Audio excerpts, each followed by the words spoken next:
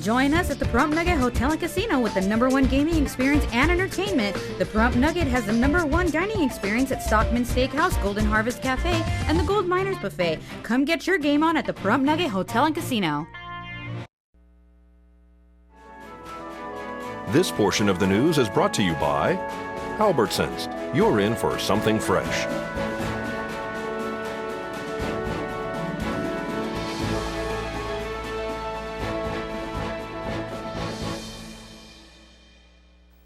Welcome back to News 46.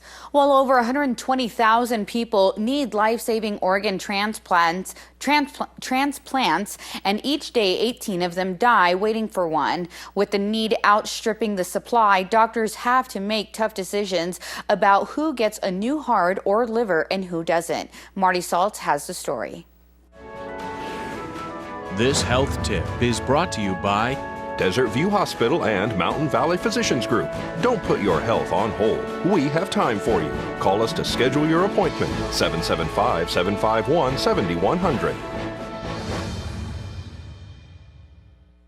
Mark Johnson's been married 29 years, has 4 kids, and years of ventricular tachycardia, a rapid heartbeat that led to sudden deaths, but he would always come back.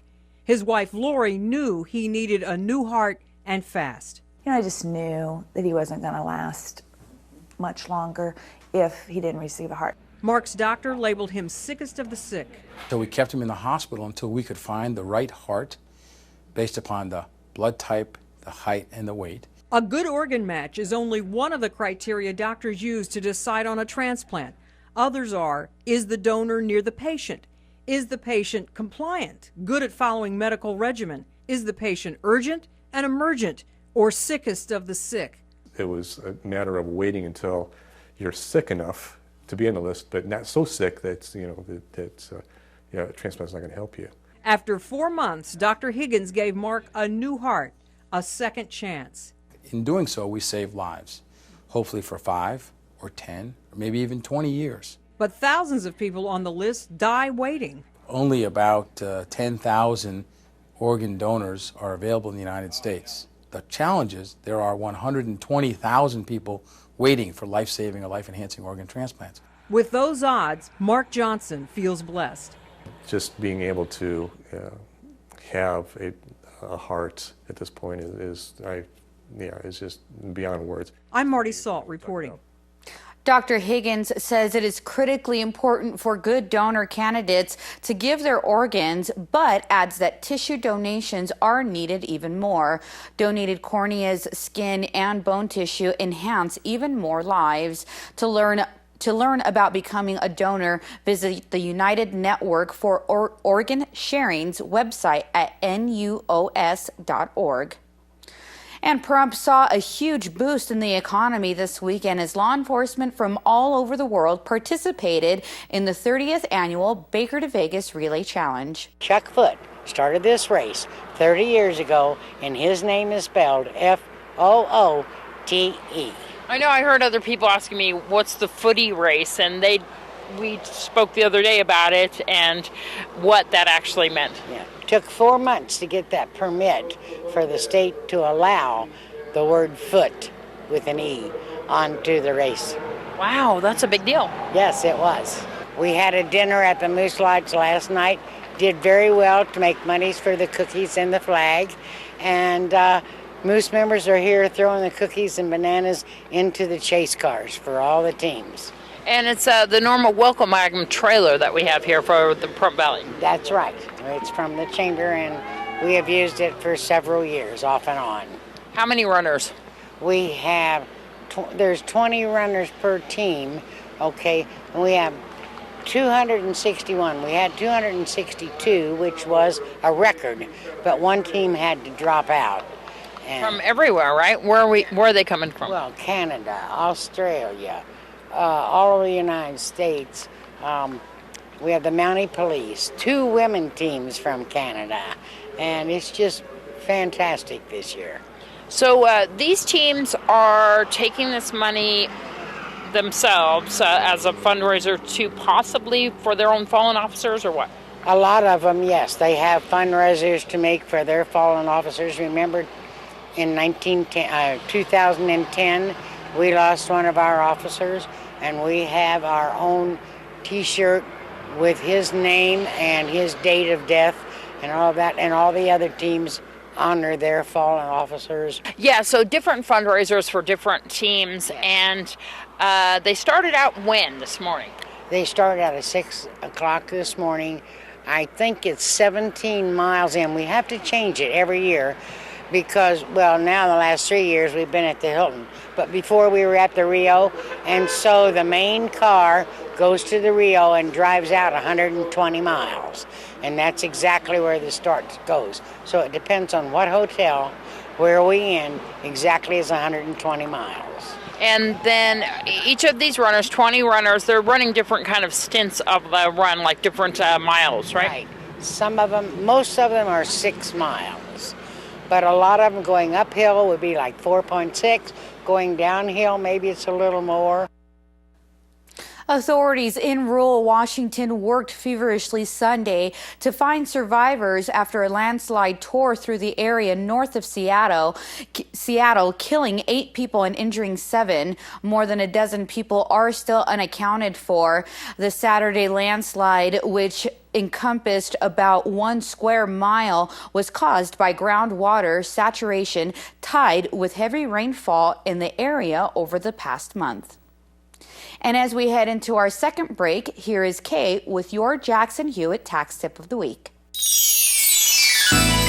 Tax Tip of the Week is brought to you by Jackson Hewitt Tax Services. Hi, it's Kate with Jackson Hewitt's Tax Tips. Today I want to talk about the different things that are included in your tax return. For those of you who are working, you need to include any income that you receive from that job, whether it's self-employment or whether it's from an employer.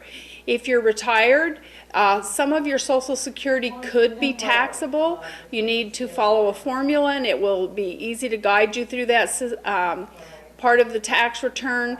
If you have any interest from the bank, you certainly need to report that. We do need to remember that anything that's reported to you is reported to the IRS.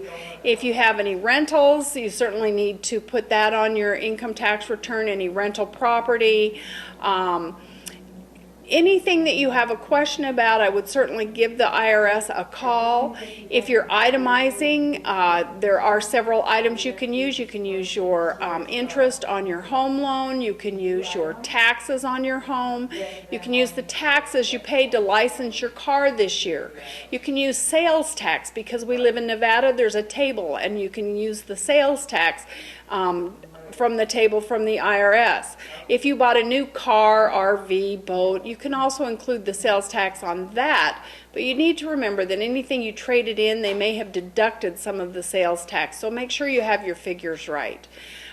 Charitable contributions, expenses that you had to use for your work. There are lots of things that are deductible, but for many of you, you'll just want to use the straight 1040A or 1040 Easy, and it's very simple to figure out. And remember, you have lots of resources available to you. Take advantage of those resources. So we hope that helps, and thanks for listening. We'll see you next time. Tax Tip of the Week is brought to you by Jackson Hewitt Tax Services.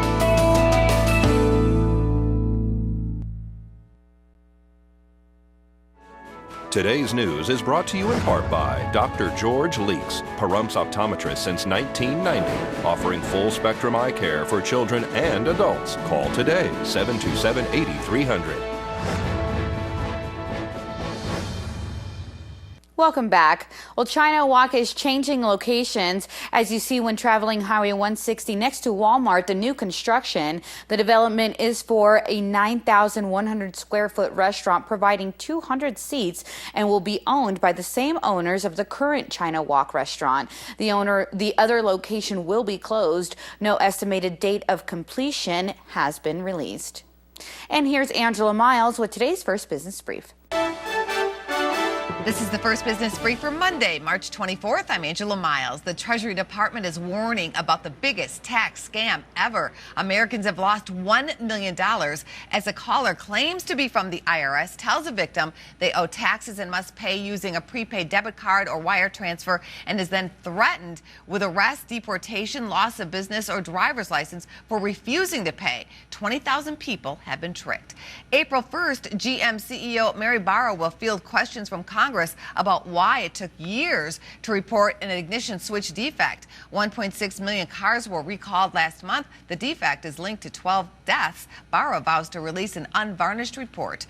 And an appeals court is sticking with the Federal Reserve's rules to cap swipe fees at 21 cents. Swipe fees passed on to retailers are set by Visa, MasterCard, banks, and other card companies. That's the First Business Brief. I'm Angela Miles.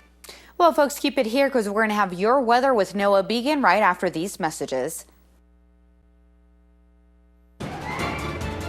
News 46 weather is brought to you by your local dairy farmers.